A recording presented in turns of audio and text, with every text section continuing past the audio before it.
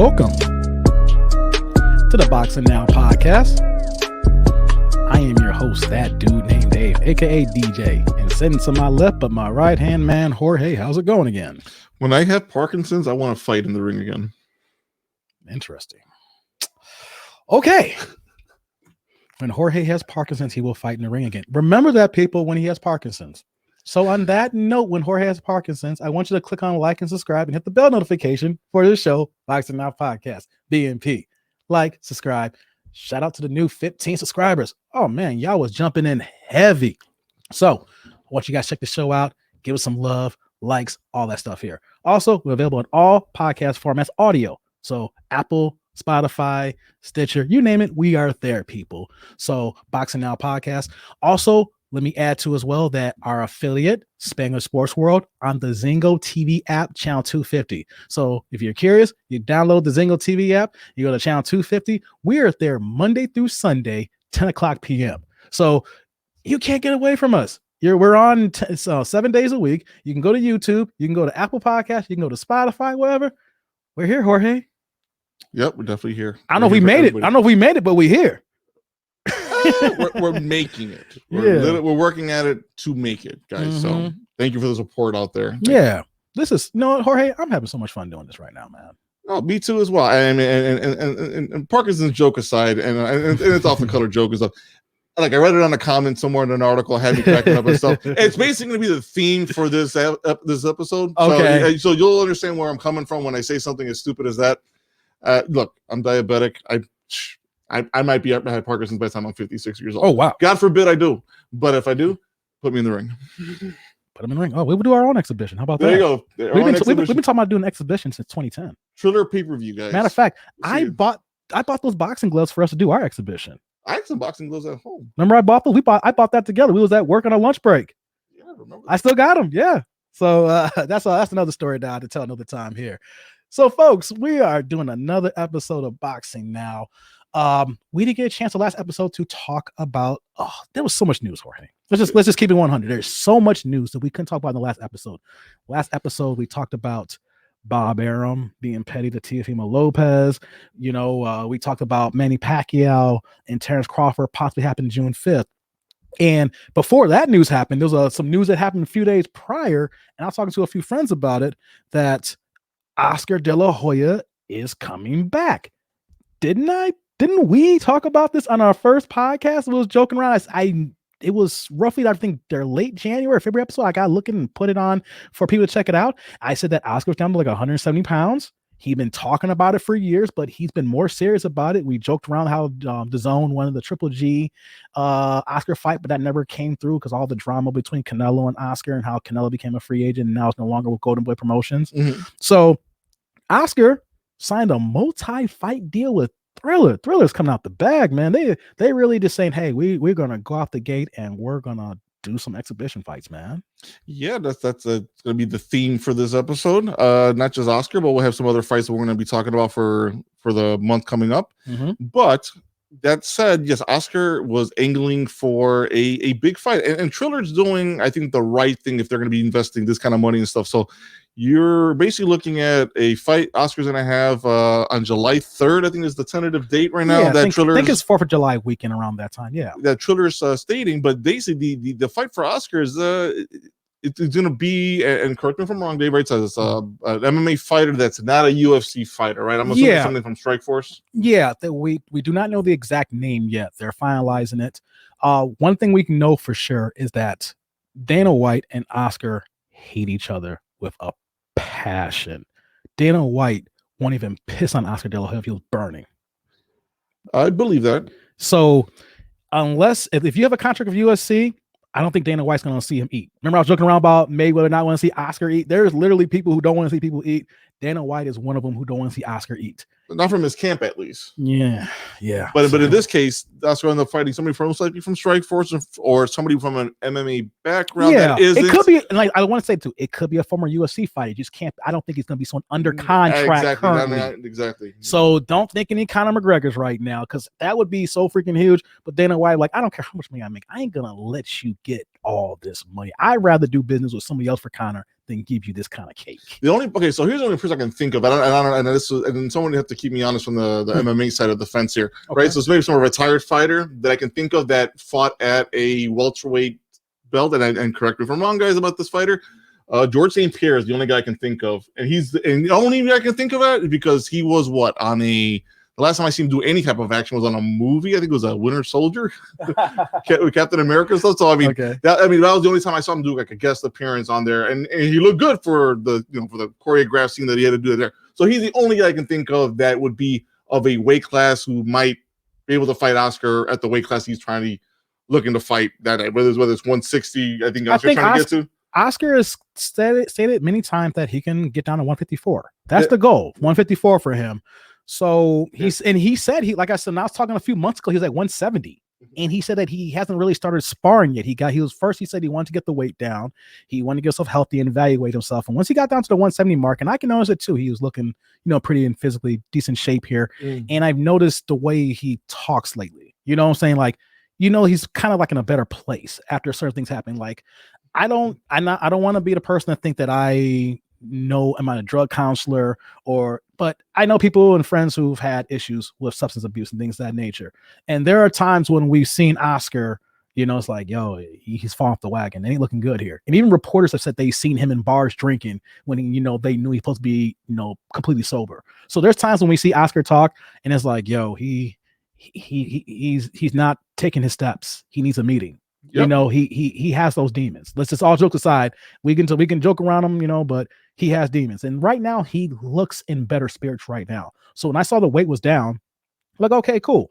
So like you said, maybe a Strike Force guy, someone not on the contract for the USC, George St. Pierre. I could see that possibly. That'd be interesting to see how that works. It'd be a good name. It'd be a good name. But I don't know his boxing skills, so I don't want to be the MMA world. They're checking us out saying, oh, these guys don't know what they're talking about. And I'll be honest, guys, I don't know the world completely. So if I'm wrong, keep me honest on that one. But that's the only name that I can think of right off the bat that I said, okay, well, maybe recently retired.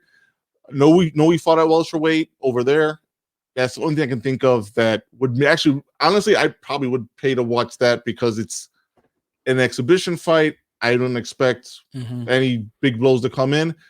And it's just, and basically it's just going to be for the entertainment of the fans who like to see something that's a little off the wall there. Right? If you're willing to pay for Mayweather and McGregor, who's on contract with UFC, I'm willing to pay for Oscar and somebody like George St. Pierre to fight because I think that'd be just a fun fight to watch from afar.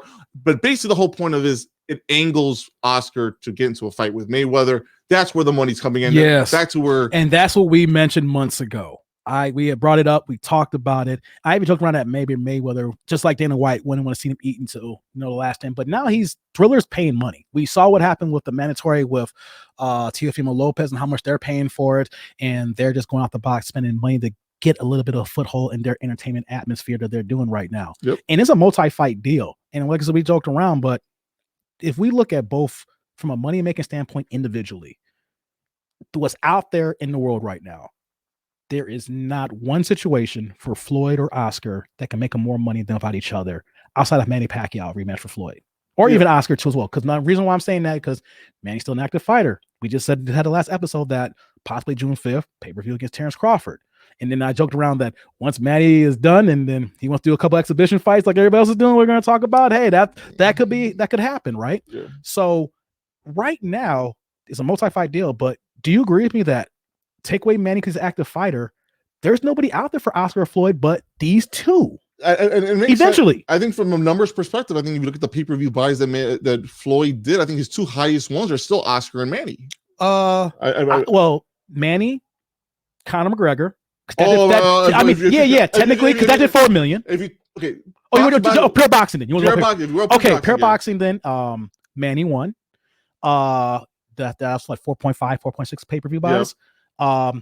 De La Hoya and Canelo did 2.2 and 2.4 buys. I think the De La Hoya one did 2.4. I know that the Canelo one didn't do better than the Oscar fight, but I think it was 2.4, close to 2.5, and Canelo's 2.1, 2.2. Yeah. So from a boxing standpoint, number 2 for Floyd. Number 2, which is close enough to basically say, and from a retired standpoint, the numbers line up, right? You've done pay-per-views with them.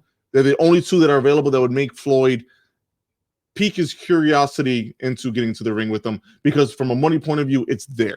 Mhm. It will be there. And in this case, Triller's is ponying it up and investing in it, which to me means I don't see how Mayweather doesn't look at that a little bit further and say, okay, let's get into this. Yeah, and I was bringing this up because that's going to be the end game. They were supposed to have the rematch.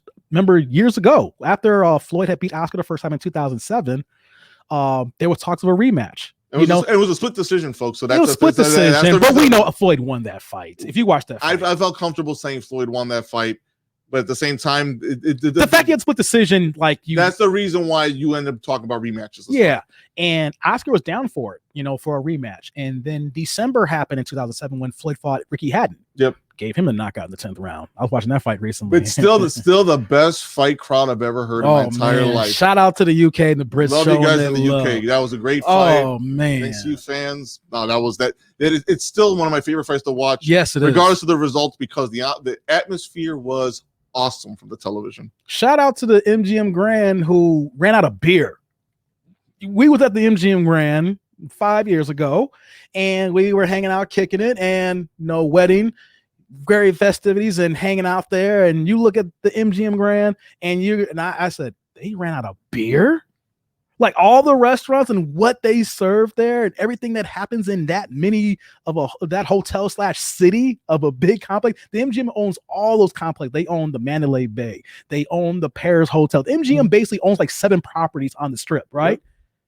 They ran out of beer. The Brits, y'all can drink, and I rocks with y'all for shutting down the MGM Grand. Could you imagine staying there that weekend and you try to order some alcohol? It's like, oh, sorry, sir, there's no more beer. Imagine we were hanging out and we're at the bar I remember the first night you came down. It was like 2:00 in the morning. We was drinking, talking ish for that Friday night. Mm-hmm. Could you imagine there was no alcohol? I'd been going nuts. Yeah, so I had to bring that up because, I'd never seen that ever. Shout out again, MGM Grand. You let the guys bring drums. Yeah, that was drums, awesome. Bass drums. Yeah. I felt like I was watching a fight at the. There's only one Ricky Hatton. It was like a fight at like an old Coliseum in Rome with gladiators. That's what it sounded like. Man. That's what it felt like. Honest to God, that's how every fight should be. You should be able to bring whatever the hell. It was nothing corporate about that fight. Even though the corporate, you see the view and you see all the rich millionaires in the front rows. You see Mariah Carey, you see Nick Cannon's, you see the Diddy's of the world there. All of them who are big boxing fans. And then in the nosebleeds, exactly. There's only one Ricky Hatton. I'm like, yo, every fight needs to be like that. The atmosphere, there's nothing like it. I think there was nothing like it that night.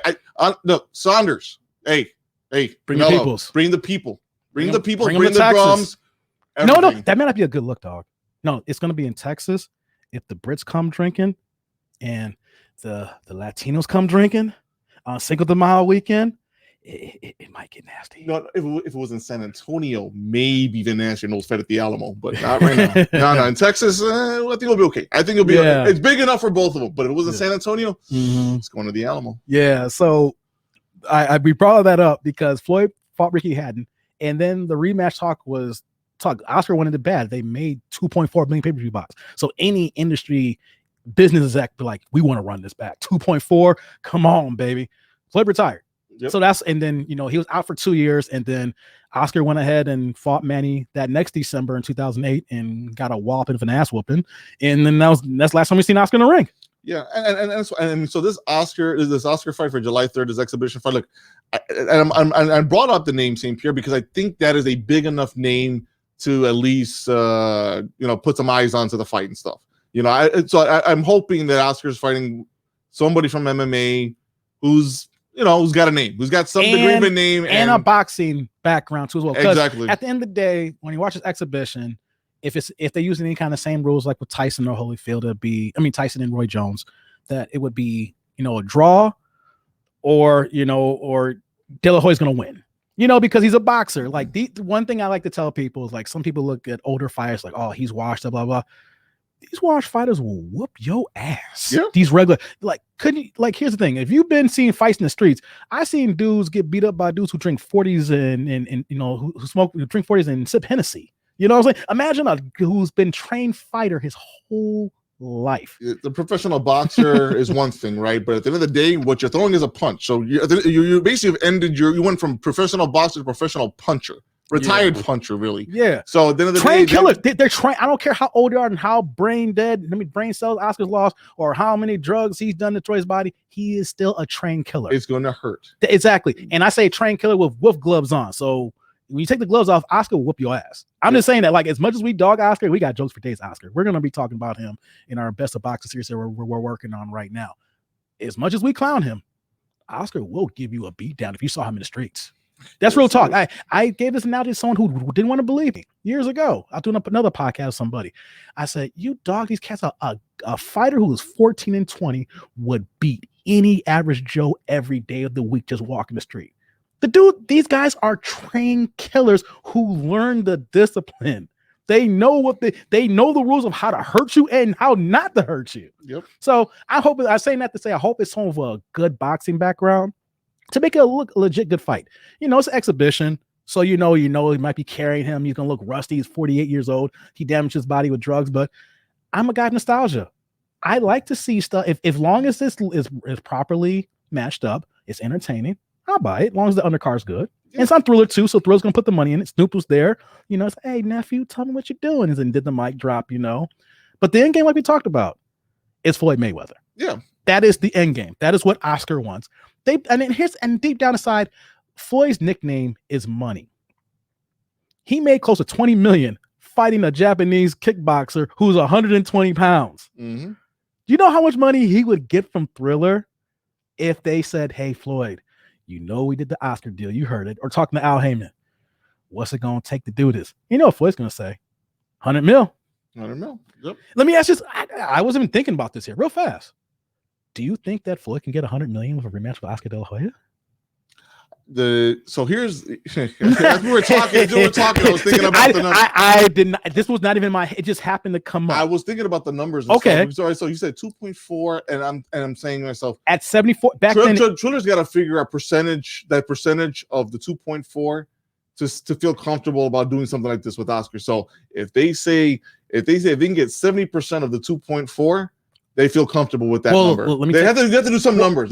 Peep game here, Jorge. Remember, pay-per-view model, 50% automatically goes to the pay-per-view provider. Yeah. So at 2.4, that revenue, take it off the books. You're down to 1.2. That's left for the parties involved, the fighter, the promoters, all stuff like that. So when you say that, it's not really a true 2.4. It's the overall wealth of generating the business. Sure. But Oscar and Floyd didn't get that half of that piece, so even though they made a gang of money. But let's say, 1.6 for Tyson and Jones. I mean, Tyson Holyfield. I keep saying that. Tyson Jones, yeah. I say 3 million buys easily. Don't you think? Like, think about it. Tyson and Roy Jones did 1.5, 1.6. Oscar testing the waters, getting his name out here, doing his first one here. Floyd has never left social media and left the public. He is promoting. His face is right there. Tank Davis in the ring.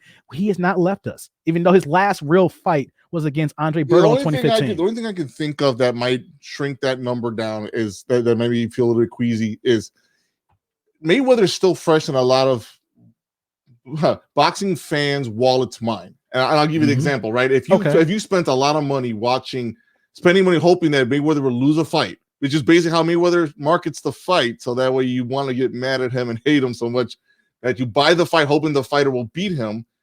They might have a little Mayweather fatigue. They've had some vacation from it now, but that Conor McGregor fight's another one of those that makes you feel like, okay, this was not that long ago. Do I really want to watch him beat Oscar again? No, I said there's not really no fatigue because people still paid 4.2 to buy Conor, right? Yeah. And then the reason why I'm adding that there's talks of a possible rematch from Conor, and it would have went down if Conor's management team and Dana White, of course Floyd's like, okay, I need my 100 million. The money was, but it almost went down again. So the fact that the business people at behind the scenes was willing to pay Mayweather another minimum, probably 100 million. The money was there. The numbers, they did the projections like, yeah, we're not going to do 4 million. We might can get another 3 out of this. Here's the only way. Look, honestly, I think here's the way I think it might have to with the promotional part, right? If you're gonna get some, I mean, again, you're treating it as an exhibition, right? So right now, people are not gonna be so the interest in a Mayweather fight back then was somebody to beat Mayweather, right? Yeah. So in this case, this is an exhibition, right? So to me, you almost have to sell it like a WWE type promo for a couple. Easy for Floyd. That's easy for Floyd. It's easy for Floyd, but I think Oscar's got it. I mean, I think no. Here's the thing, though. Let me throw this little inception nugget in your brain. They hate each other. I get. Remember we talked a few months ago how every once in a while Oscar would just throw some jabs at Floyd for no freaking reason. Even when Floyd's not even in the news, you will find on social media this Oscar throw a jab out of left field in his bag in his field. Maybe because he was high that day. I don't know. I hate to say it like that, but it was really weird all the time. I've seen him just throw jabs for no reason. It had been warranted if Floyd was throwing jabs too. Like, yeah, you got to defend yourself. But Oscar hates Floyd with a passion so bad that he throws jabs when Floyd ain't even talking ish on him. No. I'm saying that Oscar could sell it because they hate each other.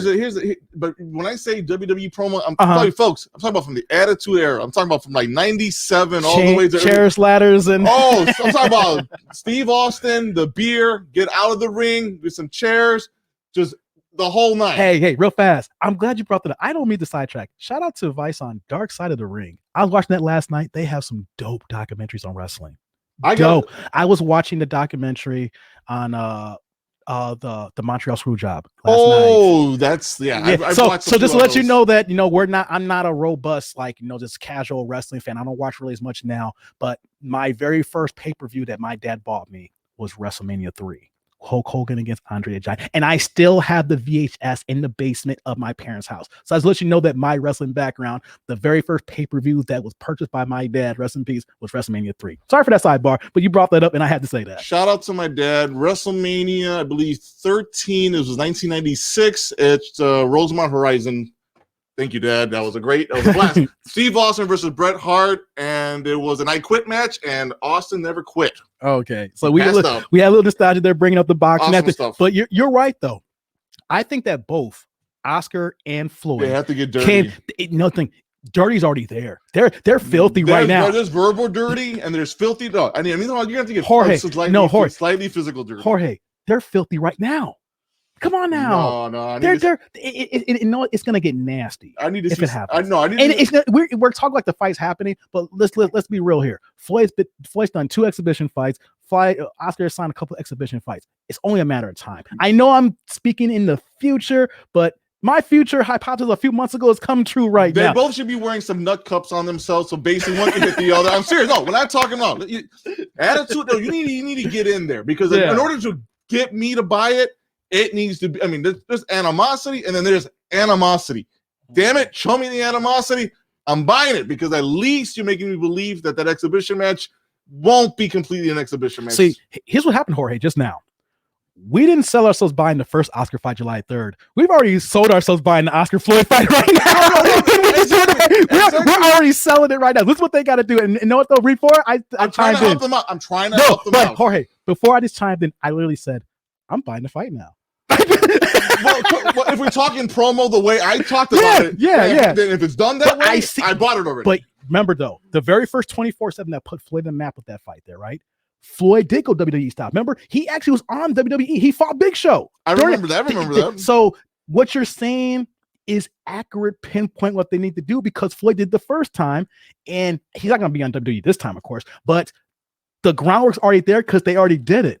So they know what sells. They know the success. They both hate each other. There's a mild success from the 2.4 buys. All you got to do is get these 43 and 48, 44 and 48-year-old men in the ring to say, you know what, though? Go ahead and kill yourselves. No, see, this is one of those where... Prior to that, though, I'm saying that the press conference is going to be off the chain. But I'm saying when they get in the ring. But I'm saying the groundwork is there, Jorge. I got ideas for them already. Like I said, I watched a lot of wrestling back then when it was actually really cool to me to watch. And at the end of the day, I got ideas. Again, you want to manage somebody, you manage the other side. As long as you both are on Monday Night Raw or SmackDown, managing somebody or somebody else's pay-per-view, I don't care. Just show me that you want to do something physical to each other before the match starts. I want to see Fight Night with some stitches already on there. Damn it. Let me see some tape. I'm ready to go.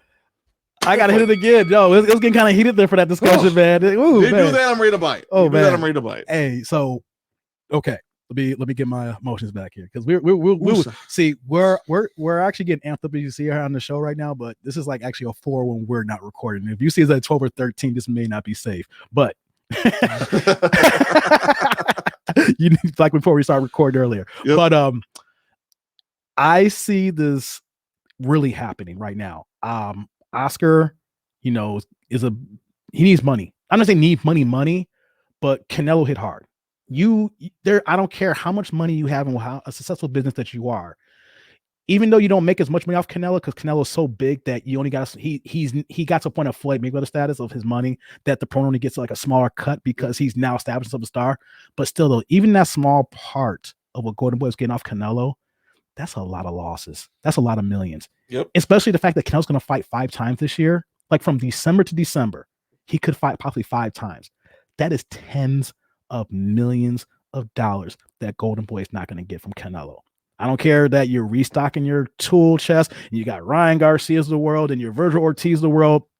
That ain't Canelo money. That ain't $365 million contract from the zone money. You know what I'm saying? So and I brought this up too. It's not that he's hurting for money. That's a huge loss that you got to supplement that somehow. Yep. So you lose Canelo and what happens right away? He's doing an exhibition fight, multi-fight deal. So I just want people to come out here. One of my friends was saying, like I was in the group chat, said, Oscar's broke. No, Oscar ain't broke. Golden Boy makes good money. They're doing good. You never heard about them hurting. Their stable's not as big. They've been hit in that aspect by PBC and stuff that's happened in boxing by Oscar. But he needs to supplement money for the revenue being lost. And Thriller's throwing out bags of money. So what do? Hop on this bandwagon while you try to retool Golden Boy Promotions. Because by doing this with Thriller, best believe Golden Boy Promotions is going to be above the ring. Yep. It's going to be all over the place. Even Thriller's going to be involved. Golden Boy Promotions is going to be all up and down. I wouldn't be surprised if we don't see in the undercard a few Golden Boy fighters on there. And that might be the case. Some prospects and stuff that he might have in the stable. Yeah, I know that the zone, of course, has their rights to Golden Boy, but they couldn't afford to do a pay-per-view fight for this year. They're a streaming service. Yep. There's a reason why it's on pay-per-view. That you pay either $19.95 a month or you pay $100 for the year. They don't have a pay-per-view set up. So for what Oscar was going to be able to get on the open market, you couldn't do this on a streaming platform. So it's going to be very, very interesting to see how this works out. And also, too, I said about the Floyd Mayweather thing and that angle, this opens up the floodgates. We're seeing it right now. One is Miguel Cotto, Juan Manuel Marquez just signed on the fight. And you know what, though, Jorge? Let's just say this here. Did we talk up these old fighters in these last several episodes? Because I joked around about Cotto. I joked around about Cotto's wife and how good she was looking in those fights, and stuff like that. And we joked about fighters' wives, and we brought out Cotto's old fights. We're both Cotto fans. He's your PR brother, and they're gonna fight. They're doing an exhibition. Did you have that date that they said they're gonna do? So basically, the announcement was done through a Puerto Rican periodical out there called El Nuevo Dia. Mm-hmm. And shout out to them for breaking the news before it officially was announced. But the official announcement set for April 5th. No location, nothing on the purse yet. Mm-hmm. But a couple of things I was thinking about when it came to this. So Cotto and Marquez, they talked about it getting a fight going, I think, well before. This was rumored years ago. This I remember when I first moved to this area here, it was around like 2013 that there was talks between Marquez and Cotto. And especially when Marquez was trying so hard to get for that 5th division title at welterweight when he moved to 147.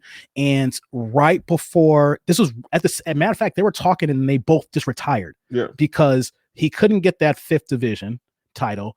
And then the money fight was there for Cotto and Marquez, and they was trying to do a catch weight, and Cotto didn't want to do a catch weight. I remember if Cotto didn't fight Ali, that was the fight with Marquez. That's what they were trying to get. Yeah, so the back and forth was a catchweight because Marquez was at his peak at 147. Mm-hmm. He's not a 147 fighter. The fact that he was 4 division. He was undersized at 147. Yeah, the fact that he got the 4 division champion already and got to 147. So they were talking. It was going. I remember this video. They were going back and forth, and the fight never happened. And then Marquez never fight again. It wasn't 2013, but during that time, the fact that when Marquez stopped fighting, that's when the negotiation was going on during that time for the Cotto fight originally. So they said, hey, you know what, guys? We're both retired now. Let's go get some more money. Oscar's getting this bag here.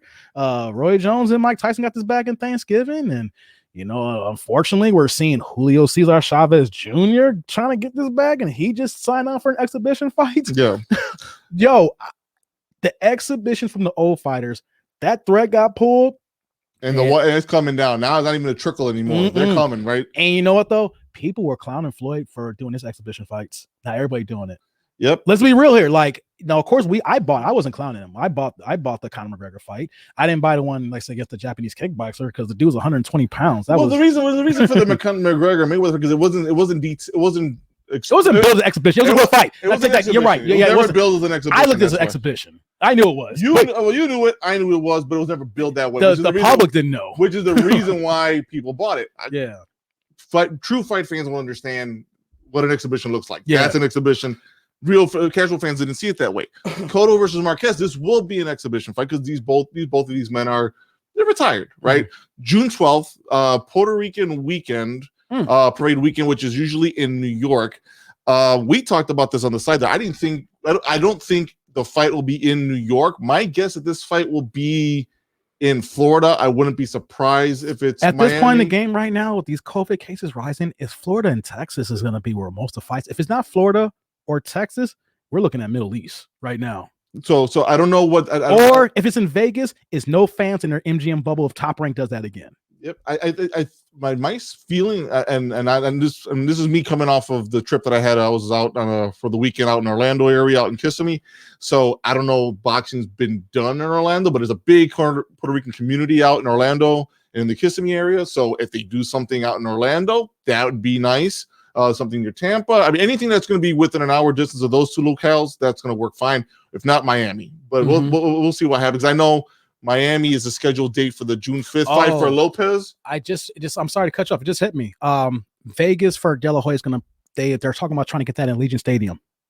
Okay, open air. And they haven't opened up Nevada yet. They haven't opened up, but the talk is for Oscar. You know the one thing about Oscar, I coming back to it.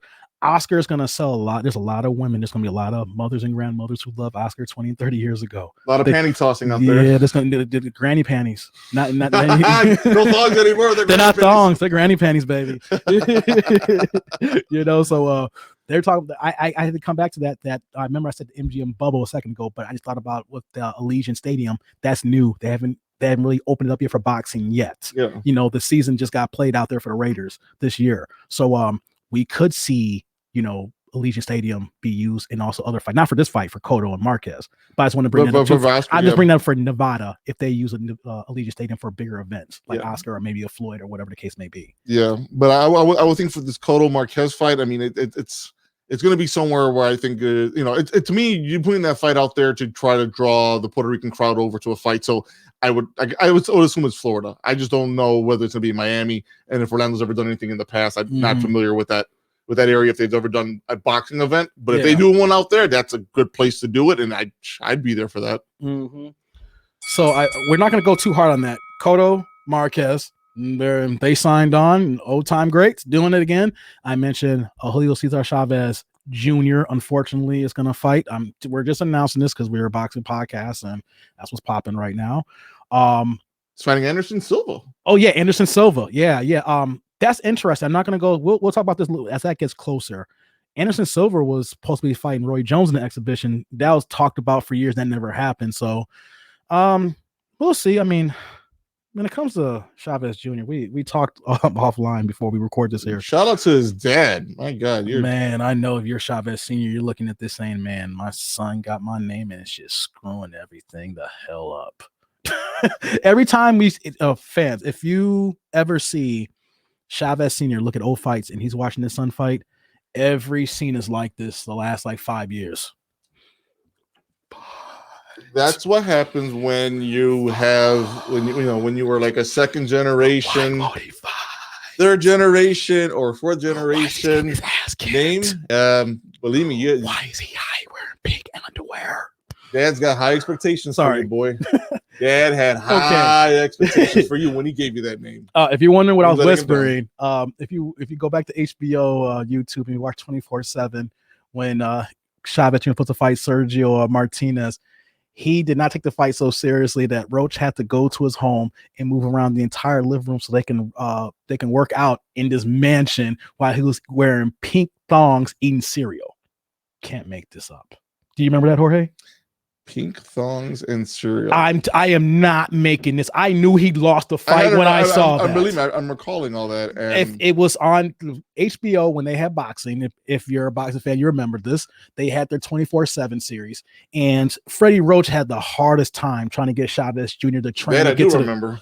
And so there was a scene in one of the episodes that Roach brought the whole team over, and it was like 3:00 in the afternoon, and Chavez Jr. just woke up, and he was wearing pink thongs that, I mean, like, yo, those are there were Speedos. Like, the only thing you saw was pink and his fucking bulge. I mean, and he's walking around eating Cinnamon Toast Crunch.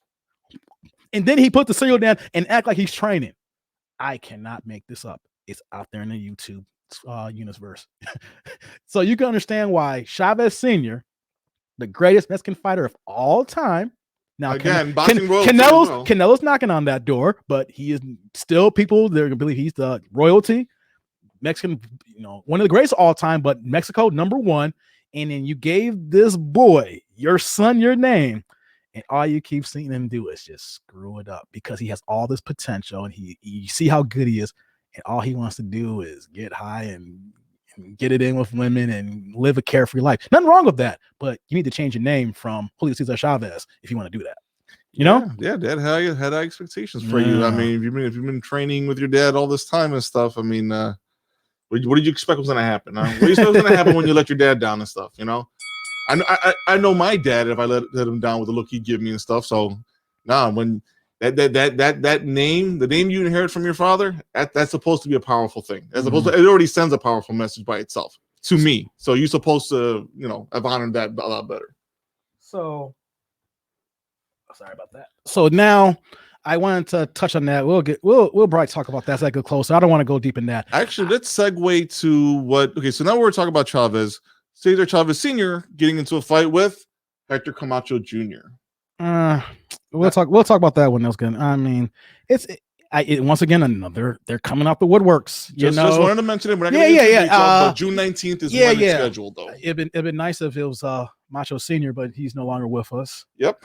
But hey, it is what it is with that one. So that's on the docket as well. So, like, matter of fact, by the time we record our next show, it's probably gonna be like another 10 more exhibition fights. Exactly. That's gonna be. It's gonna be like 3 or 4 pay-per-views a day. It seems like it may pay-per-views on a Tuesday night. The way it's gonna go. I wasn't kidding on the theme. I mean, it's like you said, it's when I joked about it, it's kind of the theme right now going on. A lot of older fighters in this case. This one surprised me when this came out that he'd be back in the ring, and at least with Camacho Jr. So he's there to honor his father and stuff. But that fight's scheduled for June 19th. The rest of the details will come later on, and we'll look forward to seeing that one. I don't even want to know what the pay-per-view is going to be.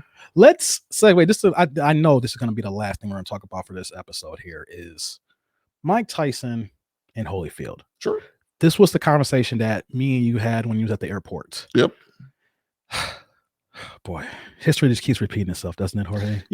So the last episode that we were talking about, the Tyson's episode with Triller right now, that he's in terms of what he wants to do away from Triller and in the violation of the contract itself, right? So that same evening, Dave here sends me the actual an article and an actual document, legal document from Triller's lawyers and stuff that was released out to the ESPNs, the ABCs, the CBSs, all the sports networks. Any broadcast provider that does sports got this legal note. Exactly. And basically states it clearly right there, right to first refusal of any fight that involves Mike Tyson. Right. Let's just keep it 100. We touched on this. Triller, if you're spending this kind of millions of dollars, they have good legal counsel. You're not going to have janky lawyers putting these contracts together. And so if you're working with someone and you know for a fact there's a way that there's going to be money going to be made, yeah, you're going to put an option. It's called options. You say right there first, you're going to put an option. Like, if you're going to run this back again, we're up. And if it didn't make any money, then we can say, hey, you can go on to the next person. Yep. This made million, at the end of the day, this made 9 figures. You think Thriller's not going to exercise that contract?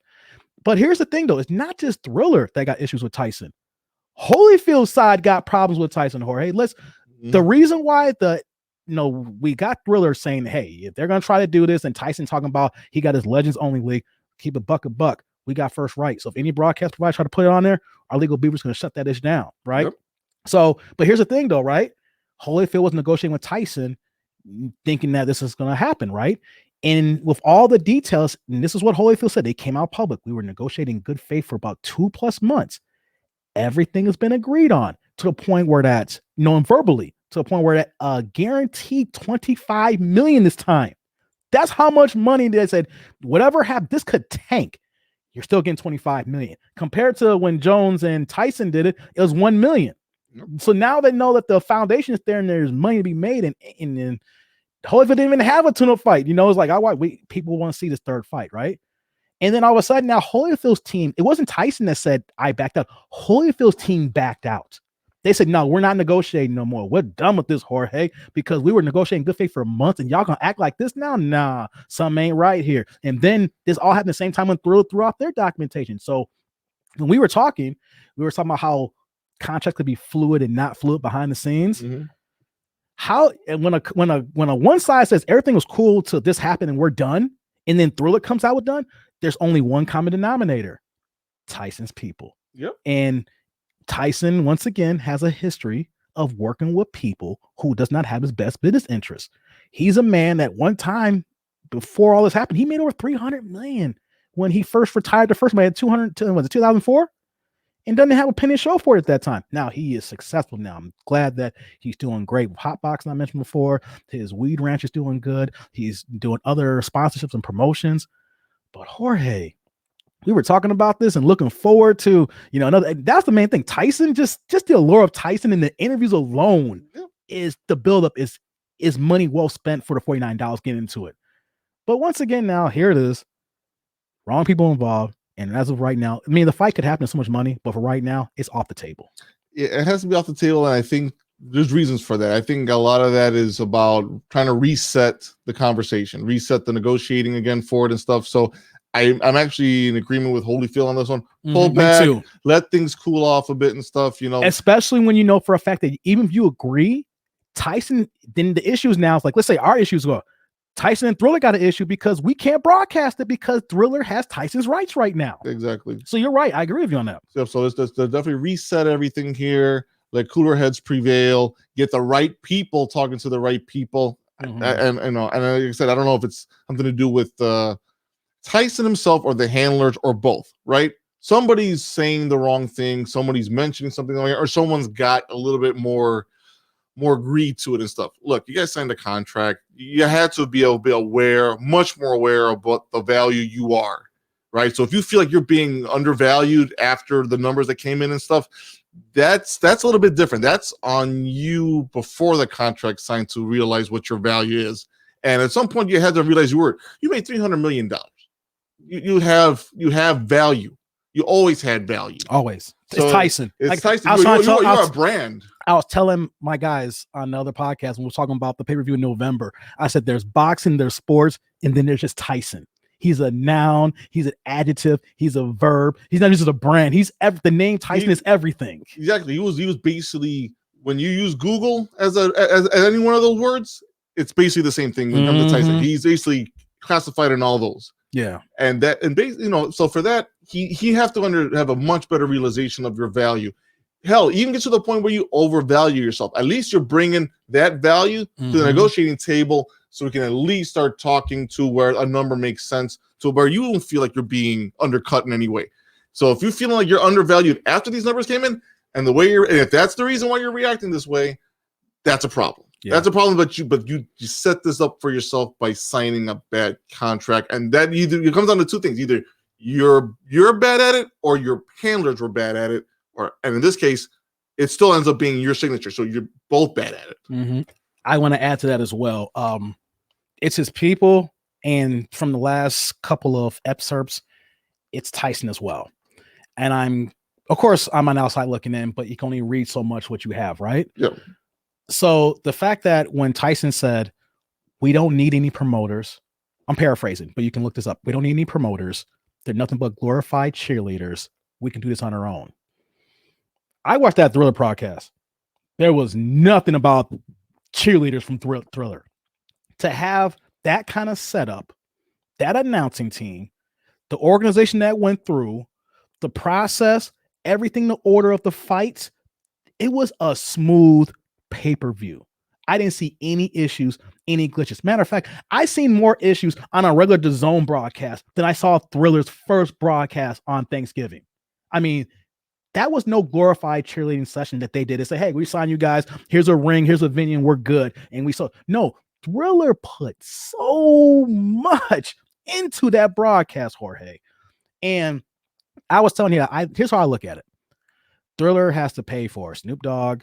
They had to pay for all the other artists and the other rappers. Mm-hmm. I can't remember if Big Sean was there. I can't think French Montana performed. So you literally, I think Diddy was there too. I don't know if he performed. I know he was there. But these artists are not cheap. They make bank to perform. Like some of these guys make I don't know, before COVID happened, like a guy like Snoop Dogg could make $100,000 in 30 minutes performing 2 or 3 songs. Like even French Montana can make about 40,000 in 20 minutes doing 2 or 3 songs. So they got anywhere from 50 to 100,000 just to show up. You know what I'm saying? Mm-hmm. So you look at that bottom line of money that's paid to entertainers. That the production is way high value than any boxing promo outfit. So that cost that you normally don't have in a boxing outfit. Then you add all the other backdrop like Mario Lopez. You pay for all these things that you normally don't have in a boxing fight. So you look at the fact that Tyson and the Mill made $50 million when it's all said and done. He had a $1 million guarantee. They said a few months ago it's gonna be $50 million. If you're Tyson, you're saying, cut out the entertainers, cut out this high production value, get a regular arena, and then we'll produce the same way. And we probably save anywhere from 10 to 20 million minimum, easily, right? Just from the production, the people working, all that stuff like that, the time and effort. And that's why Tyson said, we don't need this. We can do this on our own. The problem though, Tyson, you have a contract. You signed it, and they did a damn good job. And now you're seeing money that could have been in your pocket, and you're saying, if we do this again, that money will be in my pocket. You're gonna have to wait. Here's the thing, that problem I had with that statement there from Tyson and stuff like that, though. For this type of setup, this is the different setup that Triller's doing, apart from what HBO and Showtime and everybody in the past, Wide World of Sports have done, done in the past stuff. Those are typically, it's a boxing event. This was more than an event. This was basically a combination that ended with a boxing event, but basically it's a concert. Let me take it back. You had a boxing show. It's an event. The whole point I'll say is an event, not a boxing like sports. It was a totality of everything. Entertainment. It was entertainment. Yeah. But all that entertainment required money for window dressing, because at the end of the day, you're not going to get people coming in to just a ring unless and they had to do it because no fans. Exactly. So you had to put extra in there with the black backdrop and the way they did it, because if you don't have any fans, the NBA learned to other sports like, yo, this looks crappy. We got no fans. We got to get the angles associated with the cameras. We got to shoot it this way. Like them, they did a whole black backdrop and everything. There was you don't get it. Like, even though you had no fans the way you shot it, that cost millions to get that visual right. It was like a Super Bowl halftime show for a boxing event, right? To think about it in those terms, though, I mean, basically, you have all the fans that are there for the Super Bowl and stuff, but if you didn't have the Super Bowl, if you didn't have any fans at the Super Bowl, you still had to basically put some sort of a halftime show with at least a quality setup, right? You might view it as window dressing, but it's good window dressing that's required because it keeps the audience engaged with what they're watching and stuff. Now, this time around, maybe the next fight you have, maybe things are, depending on the location you do it at, things are a little bit different, right? Maybe you don't need as much, right? Because now you actually have fans there that help contribute to the content of the event and to the entertainment. But for now, depending on where you decide to do the next fight, you might have to do the same thing again. So I would never look at the value of that type of window dressing and say, you know what, let's shave this $10 million right here. No, that $10 million helped get people to watch the show. Let me just add, the way Triller did that pay-per-view, I want to invest and buy more pay-per-views from them if the matches are right and the whole value is. Now, the Jake Paul thing, I'm not purchasing. I'll catch that's with that. But like I said, if they're doing Tyson Holyfield, of course I'm gonna buy that. But Oscar De La Hoya, I want to buy that too. They had one time to get it right. They got it right when I watched it. I was so entertained. I loved it. Just from top to bottom, it was unorthodox. Even like I said Snoop as a commentator is dope. You need to have Snoop commentating everything. He should be doing football, basketball. He has his own cooking show. He should be commentating crackers. That's how funny Snoop is, right? all, like you said, all that cost, everything that Triller did contributed to that 1.5. It came to a successful professional event that they put on. I was shocked. I was watching like, wow, these are professionals. Like I said, I've seen Showtime not do a good production that Triller in the first time out. I was waiting for glitches and issues, stuff like that. No, it came off like a hitch, man. They set up a good model for, and that's worth something. Tyson's looking at that. When you see Tyson's words, I know I'm probably pulling the string nipping, but you kind of read between the lines. I know that costs so much money to do that, but you put on such a successful show that everybody was like, yo, I want to see the next Tyson fight with Triller now. I kept saying Tyson Triller. I put two together. You had a successful promotion with a successful fighter. Business worked. Boom. They put a good model for putting out this type of like exhibition broadcast, right? So basically by getting the concert set up the way they needed to set up, it puts up a great production value, right? A good example, and like I said, nothing's come out, and I'm pretty certain they're going to do it themselves, is Miguel Cotto and Marquez when we talk about that, right? So if they're going to do this type of exhibition, they got to do more than just make it an exhibition. You got to make this a whole event, right? Whether you bring in, poor performers to do some salsa, some merengue, whatever, and then same thing on the Mexican, you bring some music there. You bring in, as long as you bring enough entertainment, so that way you feel like the consumers feel like they're getting more than just an exhibition match between two great fighters, past fighters, right? You need to be able to get them engaged and watching the show and get them dancing in their own living rooms and shit. Yep. So that's I think that needs to be the model, right? If for Cotto and Marquez, if they're not going to do it to Triller, that's how they have to do it, though. And I think any exhibition going forward has to be kind of set up similarly. Let me level set and bring it back here. I know that fight's going to happen. There's so much money now that it's just going to build anticipation, of course, now, right? Because when people hear that, oh, they're going to fight again, and we've been wanting a third fight, for Holyfield and Tyson, and then it's off now. Whenever I'm curious now, I'm not going to touch on this long here. We touched on Teofimo Lopez. What if they get this ironed out and they schedule their pay-per-view in June? Like this is the trickle effect that I was talking about when we talk about Teofimo Lopez here. This is another pay-per-view that could possibly hurt Teofimo Lopez for the crap he's doing right now, right? Him and his dad. So this is off the table right now, technically for right now, right? Let's say, for instance, that Triller and Tyson get together, legal beavers, get in the room, say, look, Tyson, I understand what you're trying to do here. You want this bag? Work with us to our whatever options is left on here, then you can go ahead and do what you want to do, right? So if that fight gets happen, Teofimo's going to get pushed to the background again. and let's say that he still stays with his date, it's another pay-per-view where we say, I got to pick and choose what pay-per-view I'm going to buy as a consumer. Am I going to buy Tyson? Am I going to buy De La Hoya? Am I going to buy Tyson Fury, Anthony Joshua? I'm going down the line here. And then it's like, okay, Teofimo Lopez. Got to make a decision. Teofimo might have to go to the side here. So there's so many ramifications that's happening with all these exhibition fights that's happening is crazy. But to bring it back here, I really hope that Tyson gets his people on board, figure out the letter of the wording of the contracts, and get this going here. Because ain't like he got hurt. Him and Jones fought, and Jones didn't hurt him. They're ready to go again. Exactly. Holyfield's ready to go, do their thing. So I just hope that the people involved on Tyson's side get their act together, knowing that you're effing up the bag. The fact that one side said we was negotiating in good faith and we're pulling out right now, nah, we ain't messing with you.